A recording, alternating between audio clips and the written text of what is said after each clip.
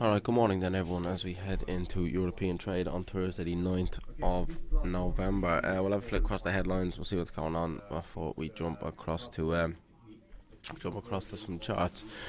Again, it's pretty quiet week. Stocks don't seem to want to go one way or the other. Asian shares rise despite Chinese property slump. And we had some data out of China, wasn't great this morning. We also had inflation, CPI out of China, minus disinflation, deflation, which is obviously not good for the Chinese economy. If you saw some strong growth or if you saw some demand for goods and services, you would see prices rise with that. So it just shows a lack of demand within the Chinese economy. That is not good for global markets, or certainly it's a bit of a negative for them. For global markets, BOJ to step up. JGB boys if benchmark yield exceeds 1%, which is said by ex-policymakers again, but it's not in a report from the Bank of Japan. It's just ex-policymakers, but likely to keep any strength in the Japanese yen capped, which would be interesting with dollar yen up where it is. So we'll keep an eye on that going forward for the rest of the week. Euro finds footing on hawkish policy remarks, lower energy prices. Euro held on to the 15-year high against the yen. Again, it's not really euro though, it's the yen. Inched higher against the dollar following hawkish remarks from European policymakers and the prospect of falling energy prices. That is something that you need to keep an eye on with the euro and the European economy, is energy prices. If energy prices rise again, because they're so heavily linked to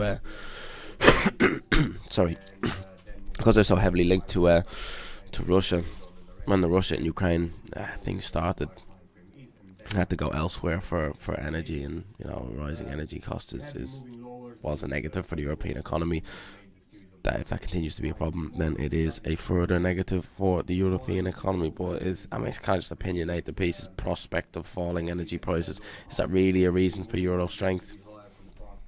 Not so much. Did bounce off a support level that we were looking at the other day, or yesterday should I say, and that is likely to keep the price of euro dollar somewhat supported as long as we are above that. Oil stable, market shrug off China inflation data. Fresh drivers. Now we did have a bit of a dip lower yesterday. Is trying to make a small attempt at pushing higher today, but nothing much so far. You can see the price of oil not even a percent higher, so not a massive amount. But you can see stock index, US equity futures, European, Asia Pacific equity futures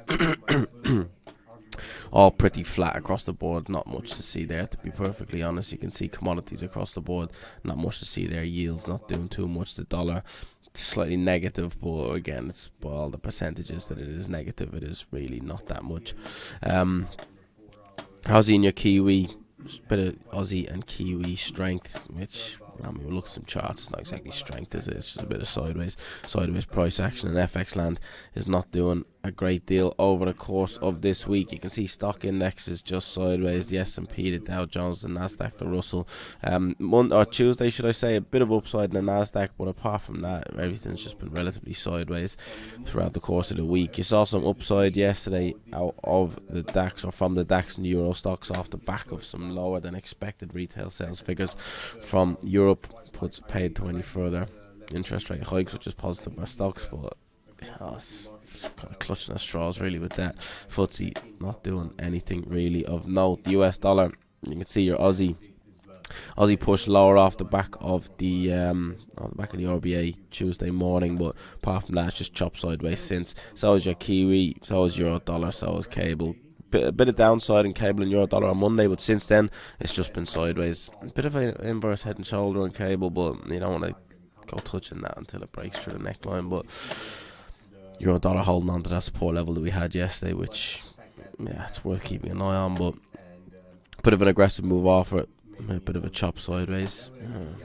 Maybe some fresh longs in euro dollar might be appropriate, but dollar Swiss not doing much. Dollar CAD just grinding higher and then grinding sideways.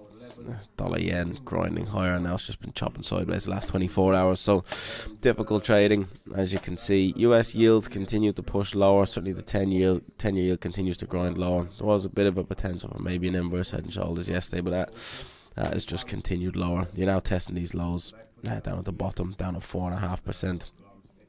failed to really break it substantially in the overnight session, but if that continues lower, further negative for the dollar, then a positivity for stocks. But it's all kind of hearsay. Do we have clear direction on any of these? Not really. I mean the trend, you can see the trend on that, but it's not really being relayed across all of the US dollar pairs. I mean, it was higher back end of last week, but really it's just a choppy move. It was lower, should I say, but it's just a choppy move. Look at the economic calendar, there's nothing out here either.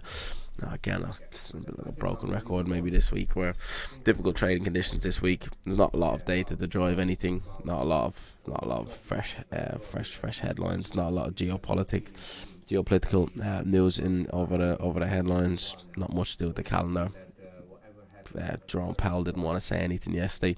Just tricky trading conditions all around this week. So, kind of one of those weeks. If you can get out of it flat, you've probably had a good week in the grand scheme of things. But economic calendar today, bar CPI out of China this morning, which is below consensus on both measures, plus PPI slightly above consensus, but still minus 2.6% in October. Isn't great. But all you got is speeches, initial jobless claims out of the US at 1:30, but apart from that, it's just speeches and nothing of note this week. GDP tomorrow, preliminary figures from the UK, which we'll keep an eye on, but yes, pretty tricky trade today. Nothing on the calendar to kick markets into gear, nothing on the charts to really suggest that we'll get much of a price movement. So I'd be surprised if we get some volatility over today and tomorrow, should I say. Maybe it's time to keep your money in your pockets. But yeah, I'm a bit bereft of ideas looking at this at the moment. What way do you take markets is a bit of a tricky question at the moment. So I think